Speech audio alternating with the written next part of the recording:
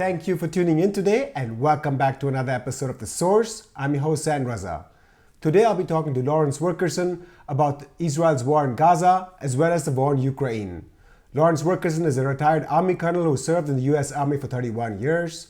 His last position in the U.S. government was as Chief of Staff for then Secretary of State Colin Powell from 2000 to 2005. He's now a senior fellow at the Institute for Responsible Statecraft.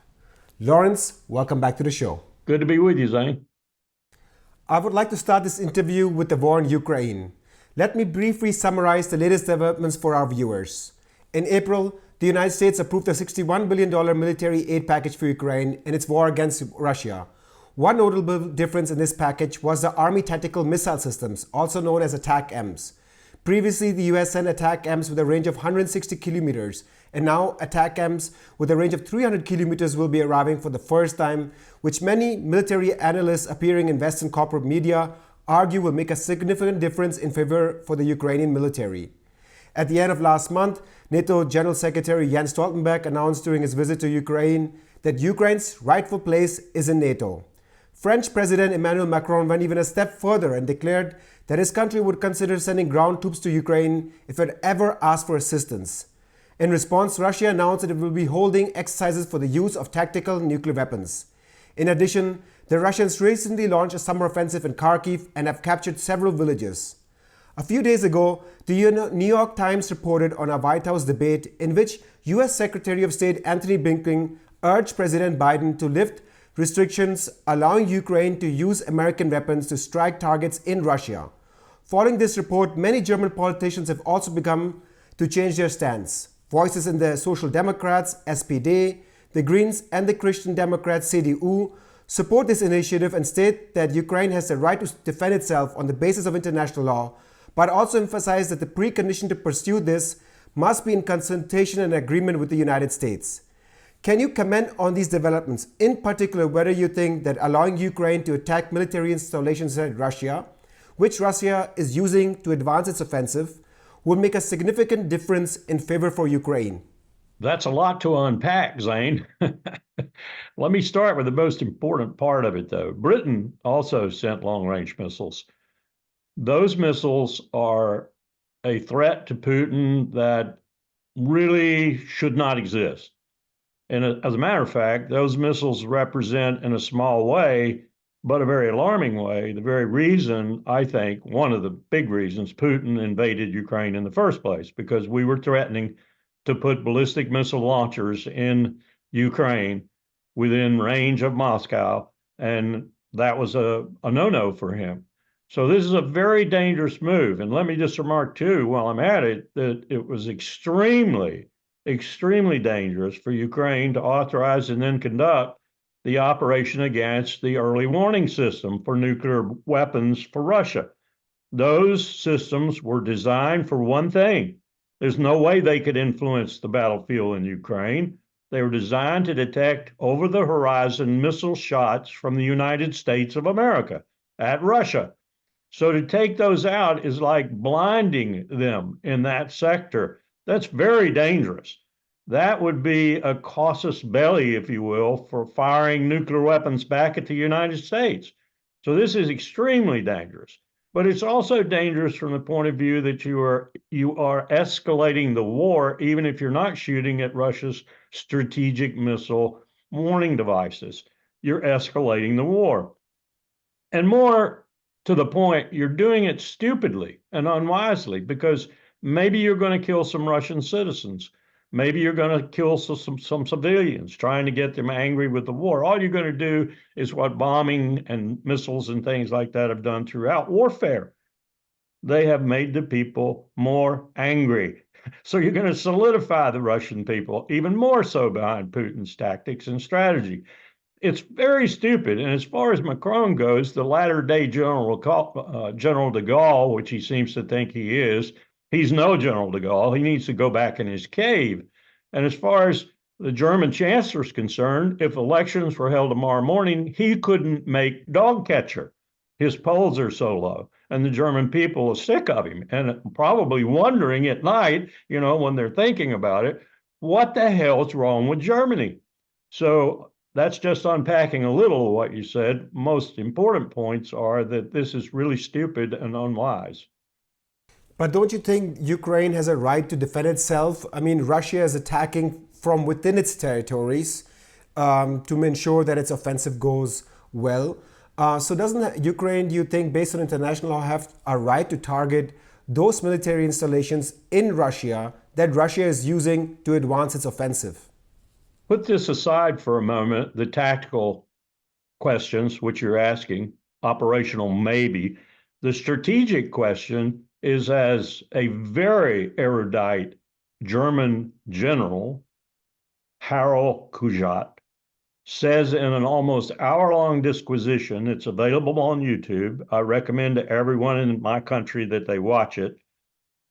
You're dealing with something very different than operational and tactical measures and results. You're dealing with the possibility of a strategic war between Moscow and Washington, which I'm coming more and more to believe the U.S. Congress and maybe even the President of the United States and his lackeys like Sullivan and Blinken really want. That's why they are doing what they're doing in Ukraine. They want to eliminate Russia from the equation and then take China on. As the general, Luftwaffe general, too, quotes Clausewitz, Alexander the Great, this man is no dummy. And he talks about how this is the worst possible strategy the empire could have, to take Russia out first and then take China out. Once you've gotten Russia gone and the EU on your side collectively, then you go after China. I think he's right. I listened to him twice. It's a very long speech, but I listened to him twice. And it has to be translated, of course, because I don't speak fluent German, but the translator does a really good job. And he's right. He's right. This is the unwise, absolutely insane strategy that the United States, under the influence of some very powerful neoconservatives, is trying to execute right now through Ukraine. And they're killing young Ukrainians, trying to get Russia to the point where it's so weak that they can then unite with Europe and go after China. This doesn't make any sense, except as he explained it. It explains a lot of the stupidity and unwise decisions that have been made lately. Not just about making money, though that's a huge part of Ukraine too. We're making billions for defense contractors in Europe and in the United States, particularly in Britain. Britain is so much the United States' poodle now that I want to go get some dog food for Rishi Sunak. It's a very dangerous strategy. And it really, if you think about it for a moment, it has driven China and Moscow together. Very much so driven them together. I wouldn't have thought, I'm an old China hand. Spent my whole military career focused more or less on China. Unusual for an Army officer. I never served in Europe. I served in the Pacific every time I was overseas. And I would never have thought this could happen. I would never have thought I would see a Chinese premier shaking hands with a Russian leader in the way that Xi and Putin did recently. We've made this. We have caused this to happen. This is terrible strategy. In the midst of all of this escalation, there have been calls for peace. Russian President Vladimir Putin proposed a peace plan without any preconditions and a ceasefire in which the current territories will be frozen as they currently are. However, Ukrainian President Volodymyr Zelensky has not only rejected this proposal, but is preparing a peace plan by himself. Ukraine is planning an international peace conference in Switzerland in mid-June, in which it intends to invite 160 delegations from all over the world to draw up and propose a peace plan. Its proposal stipulates the most core elements of it are the following conditions for Russia: return of all conquered territories, reparations for war damages, and establishment of a special tribunal to prosecute Russian war crimes. How do you assess the peace plan proposed by Russia and Ukraine?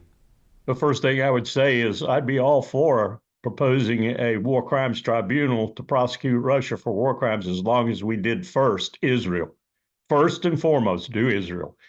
We're the biggest hypocrites on the face of the earth, Zain, and our hypocrisy knows no bounds. I think President Lula summed it up. I'm not going. Russia's not going to be there. I'm not going. So did, I think, South Africa's president. Others, too, will probably go the same route, BRIC countries in particular. I'm not going. Why would you want to go to a conference on Ukraine when 50% of the antagonist is not there? When Russia is not there. And I listened to Putin's last 3 press conferences, or 2 press conferences and one just sort of a talk. You're right. What he's doing is he's going back with amendments on the ground because Russia has taken some territory now.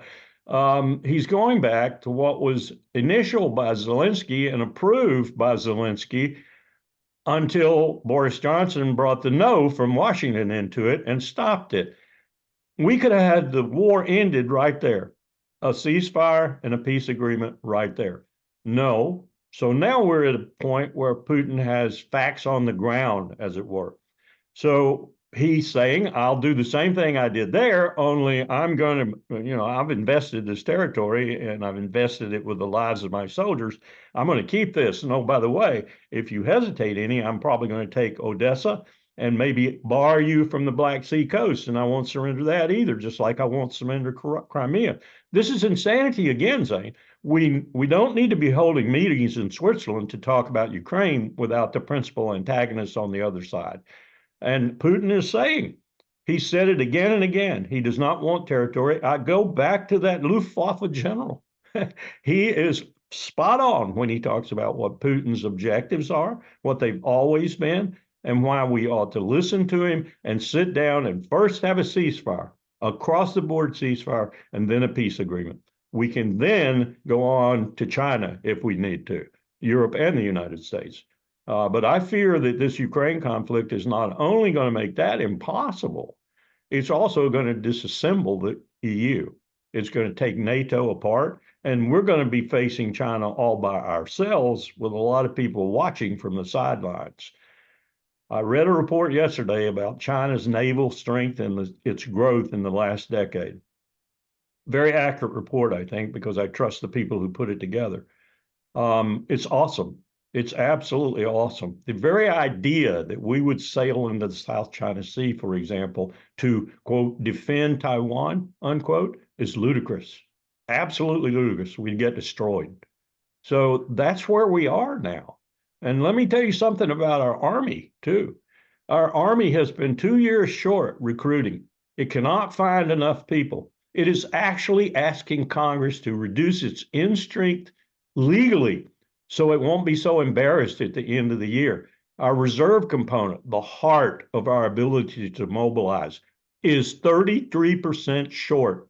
It is not ready in any of the measurements of readiness, personnel, equipment, training. It couldn't go to war if it tried.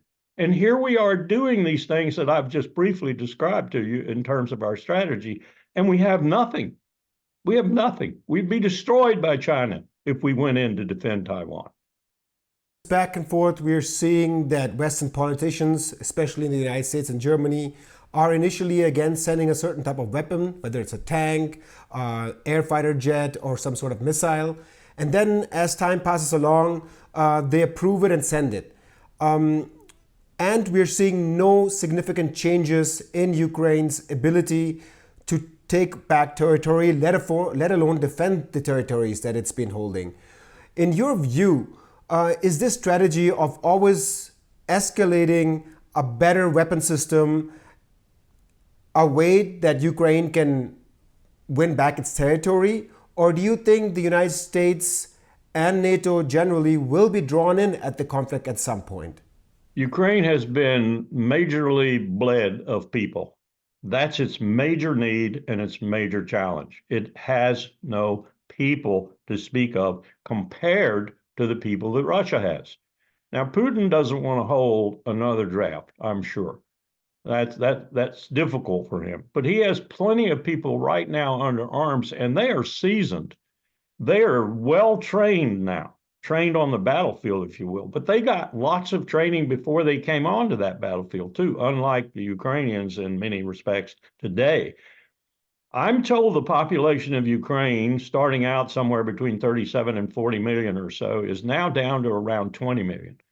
That's from refugees, that's from deaths, that's from wounds, that's from all manner of different reasons. But Ukraine has been bled about 40% of its population by this conflict, not least of which in their own counteroffensive, which failed spectacularly.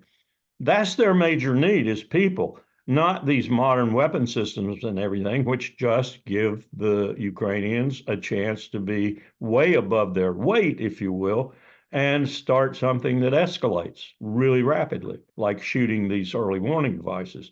So it doesn't make any sense anymore to keep bleeding Ukraine. And I wish Zelensky would see this and make his own overtures to Washington and say, look, guys, I've got to make a deal. I don't care what you're trying to do vis-a-vis China. I don't care what you're trying to do to bleed Russia. I do not care anymore. I care about my people. I care about all those who've died, all those who are wounded, and all those who might die or be wounded. I'm out of this. If you don't want to back me, I'm going into negotiations with Vladimir Putin on my own. I mean, that would be the smart move to threaten Washington and get his country back, such as it is, and work on keeping that portion of it neutral with no entry into NATO, no entry into the EU like Georgia's looking at right now, until maybe 10 or 15 or 20 years has passed and I'd get the EU to pay a lot of money to help fix me back up again. You could be a smart leader. You could reverse the situation. Zelensky's not stupid. But I fear his fear of Washington abandoning him completely is so stark that he won't do this. But if he wants to have a place in Ukraine's history, then that's what he needs to do. Save Ukraine.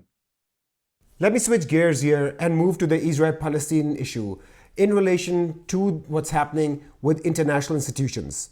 Last week, the International Criminal Court, ICC, Chief Prosecutor Karim Khan announced that he would seek arrest warrants for the Israeli Prime Minister Benjamin Netanyahu and Defense Minister Yoav Gallant, as well as 3 senior Hamas officials that includes its leader, head of military wing, and others. These applications for arrest warrants are based on war crimes and crimes against humanity that these entities have committed.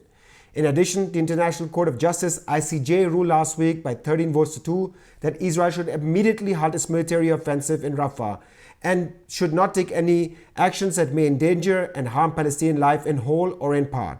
Despite this order, Israel continues striking Rafah and most recently conducted an airstrike at a refugee camp, leaving 45 civilians dead and at least 249 people severely wounded, drawing international criticism, including from the European Union.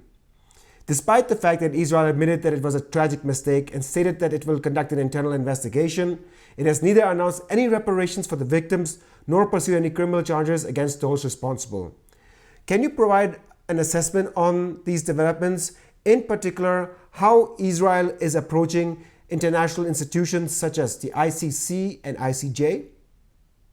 To me, Israel claiming under any leadership, but certainly under this leadership of Likud and the right wing, that it is going to do an investigation is a farce. I went through the Rachel Corrie ordeal as chief of staff of the U.S. Department of State. I know how they lie, they cheat, they steal, they never do any investigation that is favorable to anybody but Israel. And that's the way this will turn out, too. I watched John Kirby, Admiral Kirby. I can hardly stand to watch him anymore. He's so obsequious. He's so apologetic for the killing that's going on in Israel, but nothing is being done about it. I'm sure he's just echoing Blinken and Sullivan and Biden, but nonetheless, he nauseates me. He almost came to tears. I'm sure they were fake tears over this attack on the 10th city. But the reporters were relentless. They would not let him get away. They kept pounding him and pounding him. And that's what they should be doing. They should have been doing it all along, because we, the United States of America, are utterly complicit in this horrible killing, this massacre that's taking place in Gaza. We are behind it. We are as guilty as Netanyahu and Smotrich and Ben-Gvir and all the rest of those devils in Israeli clothing. It's terrible. On the same token, the IDF is being handed casualty after casualty now because they have to go back into the rubble of the north, rubble they made, and rubble that is very conducive to guerrilla fighters, and fight them again. Because Netanyahu's strategic objective of destroying Hamas was ridiculous. Totally ridiculous. And they're finding that out in the death of Israeli and wounding of Israeli soldiers. This is a mess, a total mess, to include the pier that failed, that wasn't delivering much food anyway because the IDF wasn't securing the food convoys once the World Food Program got them off the dock and out into the countryside. Disaster. And the United States is in for a penny, in for a pound, in for a ton in this disaster. And if Joe Biden doesn't say something very soon, Joe Biden is not going to be reelected president of the United States. There are just too many people in this country that realize, because of media like yours in part, that this is the fact. This is the truth. These events are happening, and we're condoning them. And furthermore, we're not doing anything to reject them. Now, the International Court of Justice has been around for a while. You know, it was the permanent ICJ during the League of Nations, and we just continued it and dropped the P. It deals with states. Every single state under the United Nations is subject to its rulings. It deals with states. So Bibi Netanyahu and everybody else saying they have no authority, that's poppycock. They have no authority because, Bibi, you operate outside the law. You always operate outside the law. The International Criminal Court, of course, is part of the Rome Statute. And guess who aren't signatories to that? 6 or 7 states, stellar states like the former Libya, like Israel, and like America. So they can't really do anything with respect to states that aren't signatories to the Rome Statute. However, they have shown the willingness in the past with black leaders. They've shown the willingness with leaders from the Balkans like Radovan Karadzic and Slobodan Milosevic to go a little step further and to actually get these people and bring them in. I think both of them died before they could reach any verdict, but the court has shown a lot of courage here in the way they've done this, the balanced way they've done it, Hamas and Israel, and in the way they are not backing down. And I would love to see the United States, the power since World War II in particular, but also since our Civil War, the Geneva Conventions, and the third one on prisoners of war grew out of our Civil War. We've been the staunch advocate. We've been the foremost advocate for this laws of land warfare and such that Geneva and other things represent, the ICC, the ICJ, and now we're their biggest enemy. Isn't that a turn of heart, a turn of face? What we're seeing, what hypocrites we are. Go after Charles Taylor. Go after Radovan Karadzic. Go after Slobodan Milosevic, whom we don't like and we're willing to back you on. Okay, good deal. Go after somebody who's our ally, no matter how much a murderer he is. We don't like that.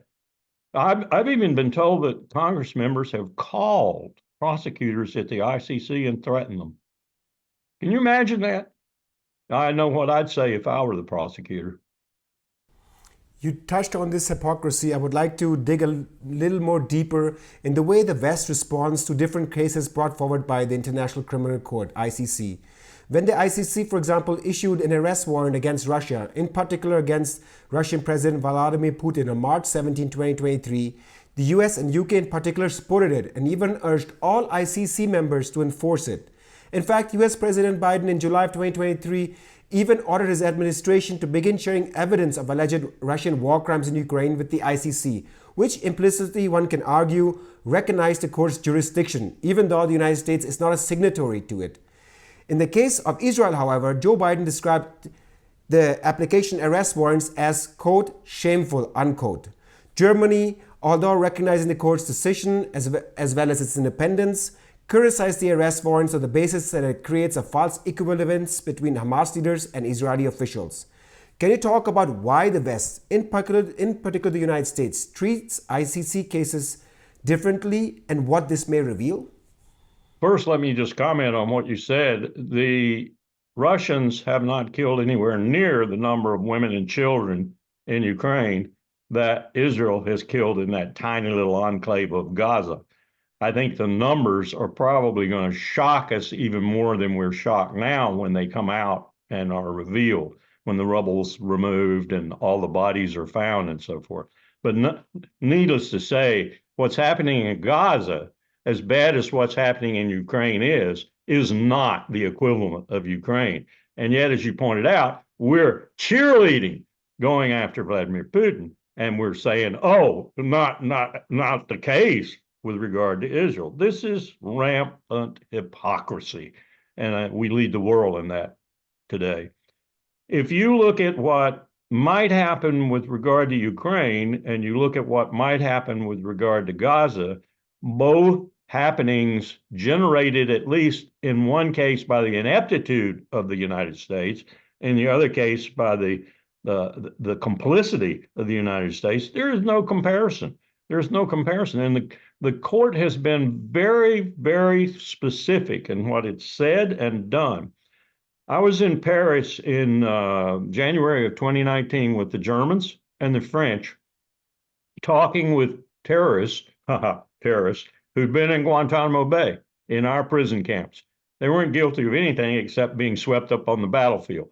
But we talked with them, and we talked with the German jurist, and we talked with the French jurist who were looking at the cases as we interviewed these terrorists, quote unquote.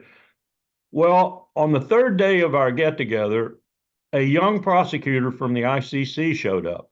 And so we arranged a briefing from her to us because we knew she was working on a case in Afghanistan, a case that might generate itself against the United States government, NATO, the government of Afghanistan, and the Taliban in terms of war crimes.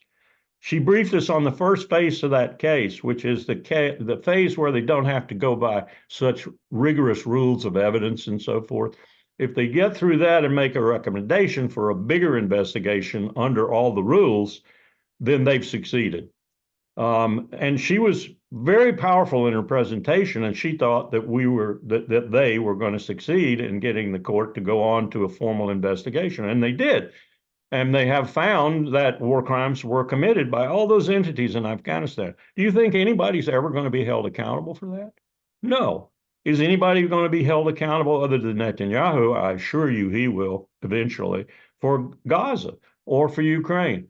Probably not. In Sicily, some years ago, the late Sir Nigel Rodley, who was the UN Special Rapporteur for torture for 1993 to 2001 or so, a really tough job. And he'd done a lot of other things too. He was an international lawyer of repute, to say the least. I asked him in a restaurant one night in Syracuse, Sicily, because I was so frustrated about what we were talking about at that time about Guantanamo. I said, are we doing any good? Are you and people like you and Sharif Bassiouni and others who were international jurists, are we doing any good? And he said, we bother the buggers. That's it. That's what international law does. It bothers them. And I hope this bothers Joe Biden straight to his grave. To my last questions, and we only have a few minutes left. Whenever the US sets a red line, for example, when it did in Rafah, Prime Minister Benjamin Netanyahu says we will go by ourselves, I'm paraphrasing here, with or without the United States. What actually needs to be done that when the United States sets a red line, what policy should the US follow that Israel starts complying with humanitarian and international law? It's really quite simple. It's so simple, it hurts. Joe Biden picks up the phone, calls Netanyahu, and he said, you will not get a single bullet, a single bomb, a drop of fuel. I will close the war reserve stockage in Israel to you. I will put guards on the gate. You will not be able to get in. If you do, we will shoot the people trying to come in. I will do everything in my power as President of the United States to stop you from this war. And you know, if I do it, you will have to stop. That's the kind of courage it would take to do it. But Biden doesn't have that kind of courage. He doesn't have that kind of courage. He's wrestling right now with the prospects of losing. Trump's ahead in some key states, even though he's going to court every freaking day almost. But he's ahead in key states. The only place the Democrats are doing fairly well is maybe in the Senate, although that remains to be seen too. guys like Rick Scott in Florida, a stupid idiot anyway, may be vulnerable to the Democratic change of seat. But Biden himself is not going to be reelected if he continues on the present course, because there are so many Democrats and others who might vote for him, independents, a whole score of independent women and such, who are not going to go to the ballot box. They're not even going to go and hold their nose and vote for Joe. They're not going to vote, period. He's going to lose. Lawrence Wilkerson, retired Army Colonel and former Chief of Staff to Secretary of State Colin Powell, thank you so much for your time today. Thanks for giving me the opportunity. And thank you for tuning in today. If you've watched this video and made it this far, please just take a few more minutes to support us with a standing order via Patreon, PayPal, Better Place, or directly to our bank account. We are an independent and non-profit media organization that does not take any money from corporations, governments. We don't even allow advertisement, all with the goal to uphold our principle of staying independent and providing you with critical journalism that you just won't hear from the mainstream media. We have 148,000 subscribers, but only 500 people support us with a standing order on a monthly basis. If all of 148,000 people, or even half of that number, would support us with a standing order of just $2 to $3 or euros a month, we would be able to cover all of our costs associated with our independent journalism for the next 4 to 5 years. I thank you for tuning in and for your support. I'm your host, Zain Raza. See you next time.